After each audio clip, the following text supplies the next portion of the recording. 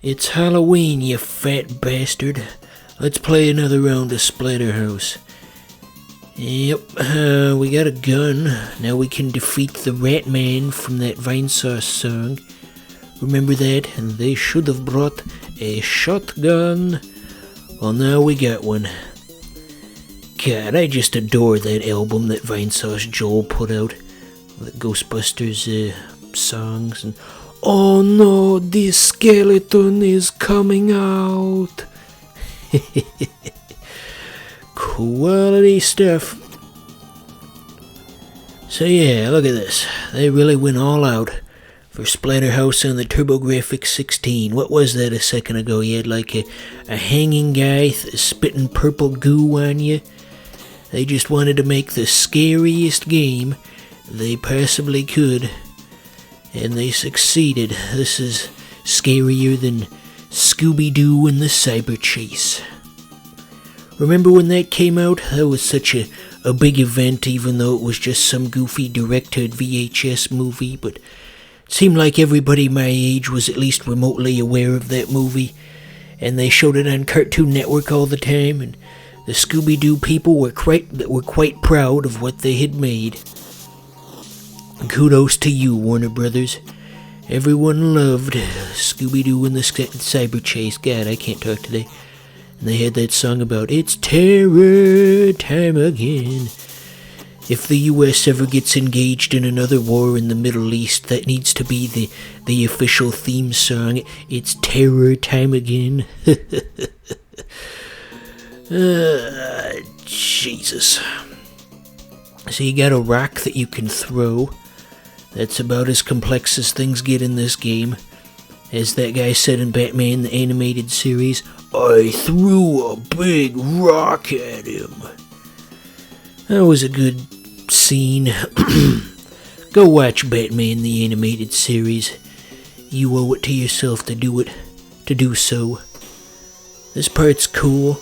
You got a guy with chainsaws for arms, and you gotta unload a shotgun into his chest, and hardcore stuff.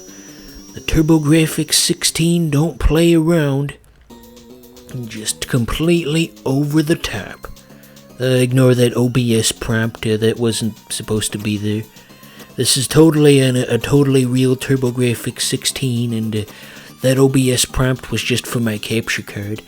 I definitely own a real TurboGrafx and a copy of Splatterhouse. You can't prove nothing.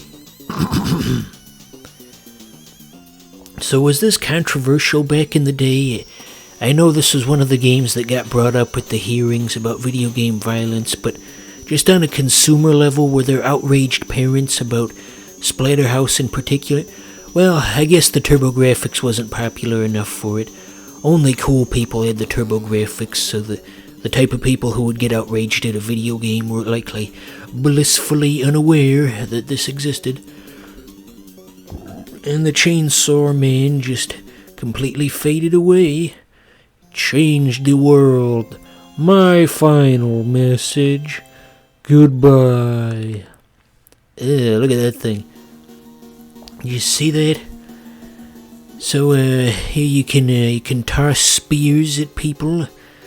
It's like I saw in this episode of 1000 Ways to Die once. They had a gym class where they were doing javelin tosses, right?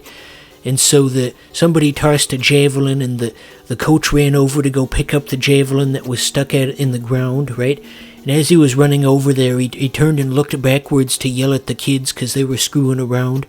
So he was running towards the javelin while also looking backwards and not looking at the javelin. And he ended up running right into the javelin as it was stuck in the ground, and it went through his eye. And man, 1001 Ways to Die certainly had some messed up stuff in there.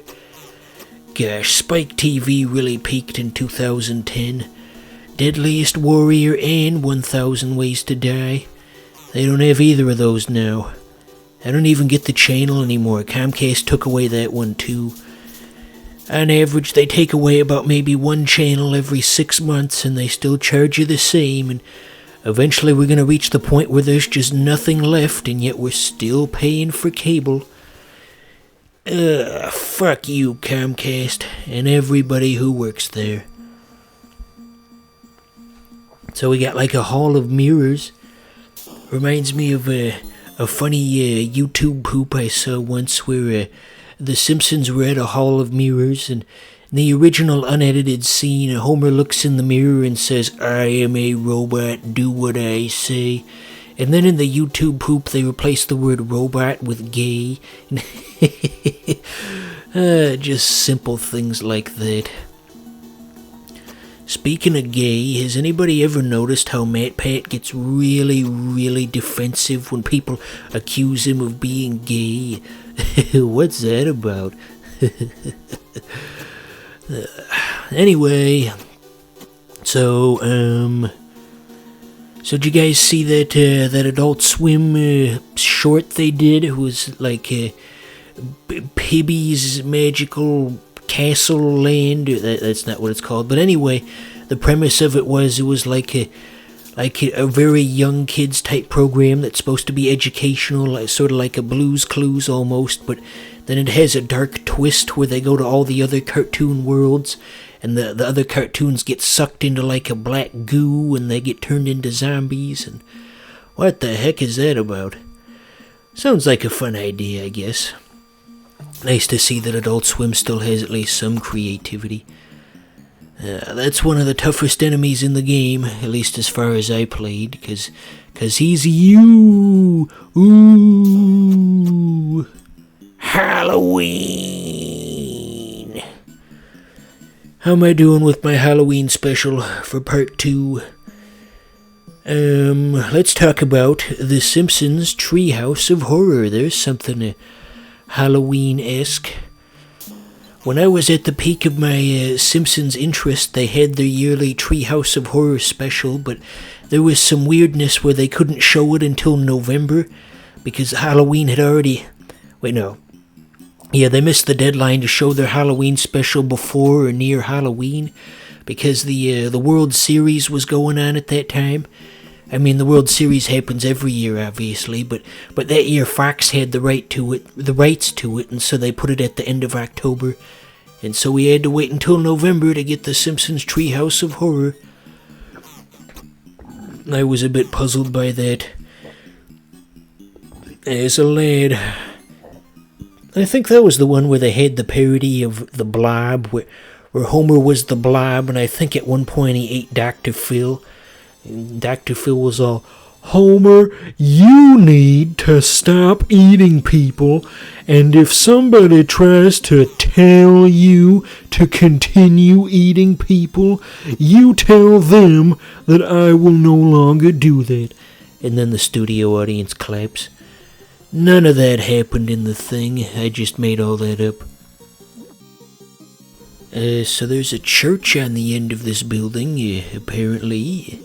We're living out every Redditor's dream right now, because as you know, everyone on Reddit is a pretentious atheist, so this is like their fantasy of, I want to take a cleaver and go into a church and just... Nah, it's not as bad over there as it used to be with the militant atheism you used to see on there, and everybody was so damn pretentious about it. And why do you believe in this shit?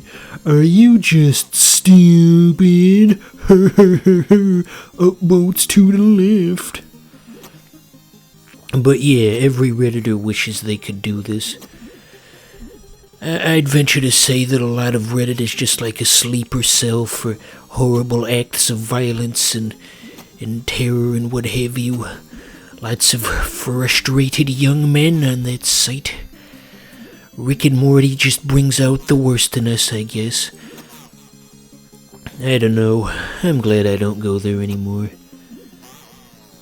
So, happy Halloween, everybody. This is about as far as I can get in Splatterhouse.